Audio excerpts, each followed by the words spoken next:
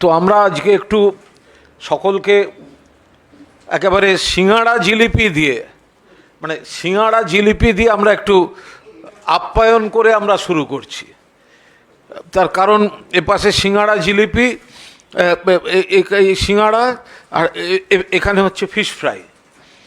পশ্চিমবঙ্গ অর্থাৎ এই যে হঠাৎ কেন্দ্রের ফতোয়া আর তারপর চাপের মুখে না ওটা ফেক ওটা ফেক, ততক্ষণে বেরিয়ে গেছে যা বেরোবার যে সিঙাড়া জিলিপি তাদের উপর নাকি লিখতে হবে বিধিসম্মত সতর্কীকরণ।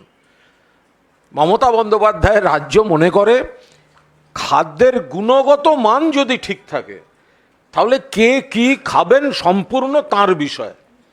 আবার কেউ নিরামিষ খান, কেউ আমিষ খান, কে কি খাবেন কে কি পরবেন এটা অন্য কেউ ঠিক করে দিতে পারে না। তো বহু জায়গায় মাছ মাংস ডিম খেতে দিচ্ছে না, তা কেন হবে? গণতান্ত্রিক দেশ, যার মনে হবে নিরামিষ খাবার খাবেন। আমরাও অনেক সময় কোনো পুজোর দিন তো নিরামিষ খাই, কিন্তু আমিষ খাওয়া যাবে না, মাছ খাওয়া যাবে না, কি করে হবে? ফলে মাছ, মিষ্টি অ্যান্ড মোর বাংলায় ছিল, আছে, থাকবে এবং চলবে।